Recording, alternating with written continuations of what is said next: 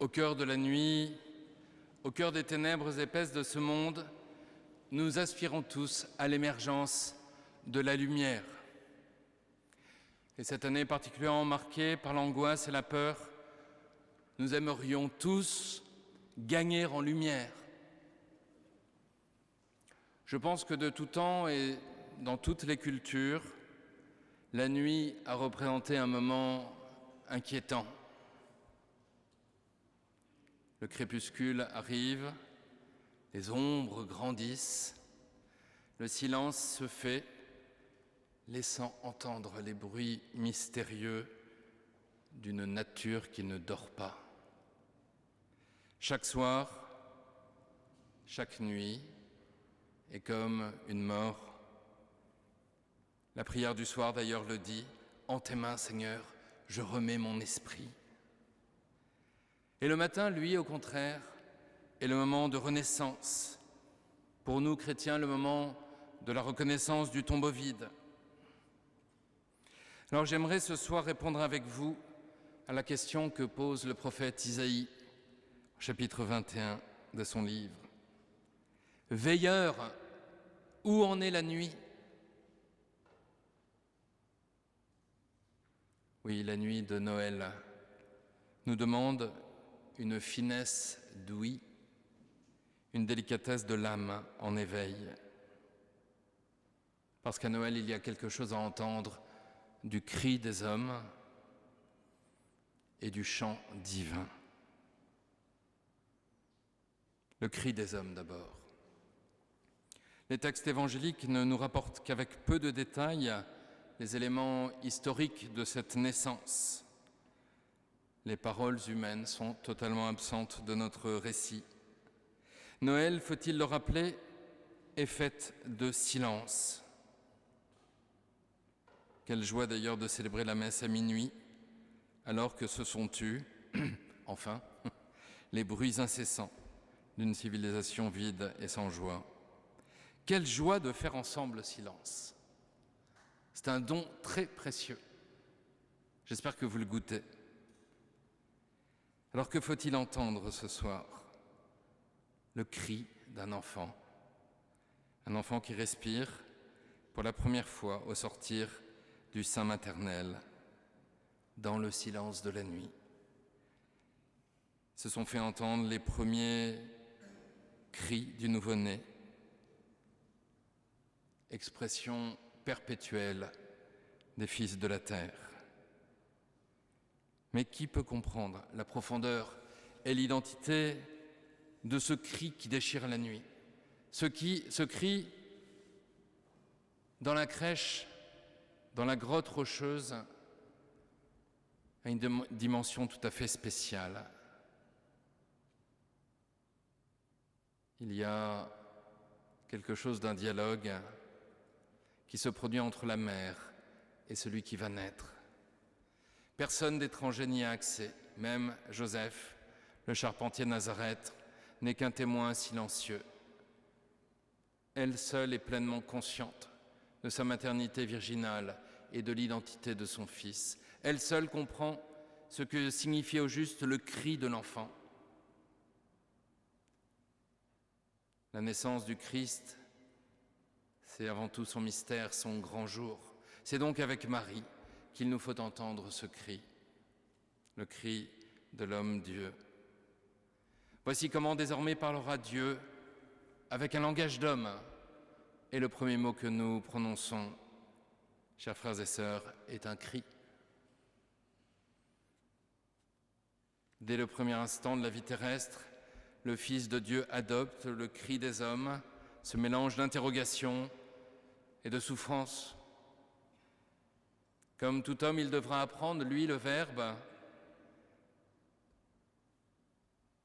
à articuler, à parler, à lire. Mais tout commence par ce cri lancé au ciel. Et comment ne pas penser, alors que la Sainte Tunique est en face de la crèche, comment ne pas penser aux cris ultimes que le Verbe lancera quand, après avoir été dévêtu de sa Sainte Tunique, il sera attaché au bois de la croix D'une voix forte, Jésus cria « Mon Dieu, pourquoi m'as-tu abandonné ?» Et « Père, entre tes mains, je remets mon esprit. »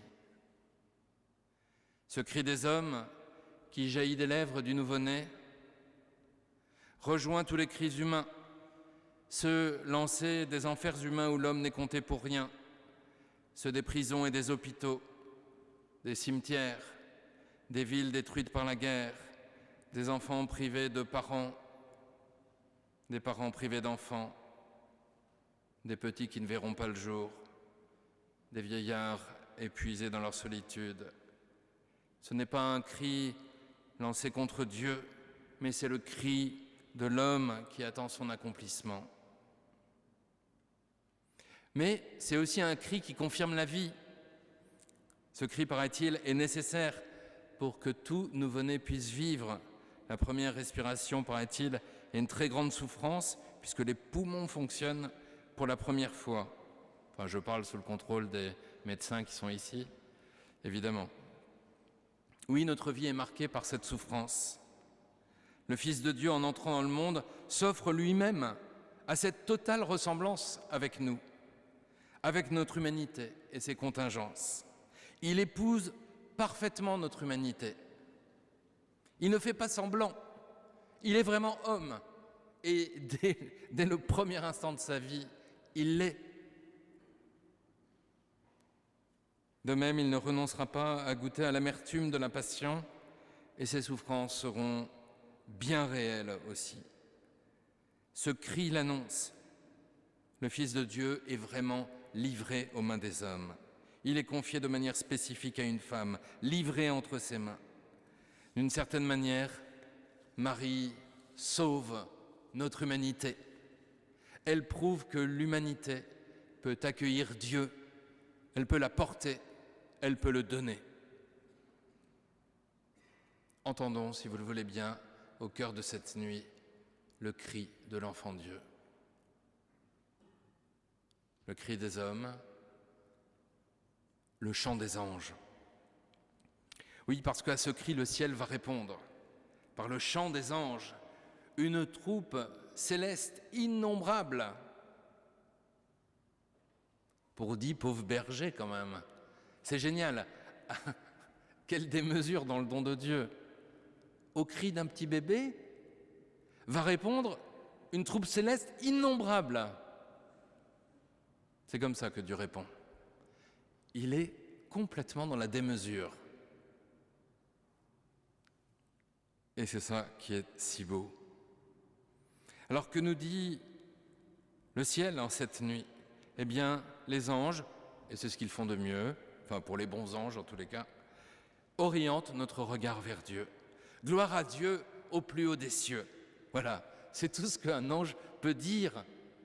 Il est fait pour ça. Il est vraiment fait pour dire gloire à Dieu au plus haut des cieux, éternellement.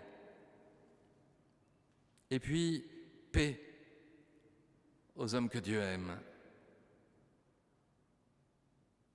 Finalement, c'est ce que nous retrouvons tant et tant de fois dans les Saintes Écritures. Ne crains pas, n'aie pas peur. Paix aux hommes. Eh bien, pour dire cette paix, pour le prouver, Dieu décide de se manifester à nous comme un nouveau-né. Qui pourrait donc avoir peur d'un nouveau-né? Qui pourrait craindre un tel Dieu?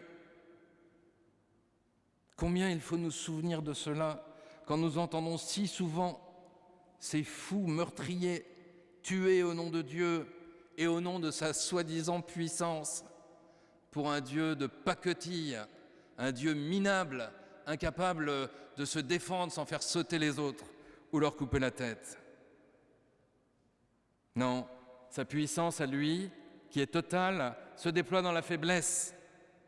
Elle est le lieu d'une immense espérance qui est la nôtre ce soir. Nul n'est trop faible pour le suivre. Nul n'est trop pauvre pour mettre ses pas dans les siens.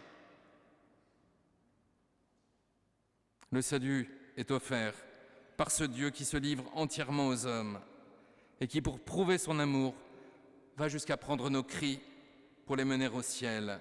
Pour toujours, à partir de Noël, Dieu est du côté des hommes. En Christ, nous sommes face au Père, membre de son corps et lié à lui, Dieu est de notre côté.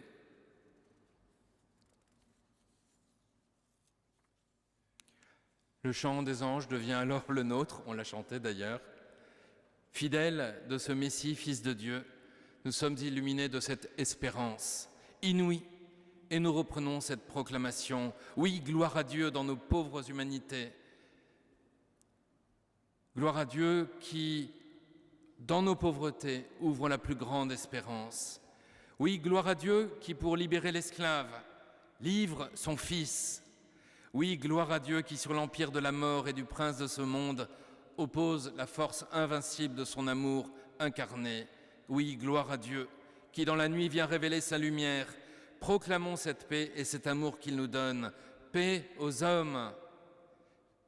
Comme pendant la nuit de Pâques et le chant de l'exultète, aimons cette nuit, car c'est la même, ô nuit bienheureuse, où se rejoignent le ciel et la terre, où s'unissent l'homme et Dieu.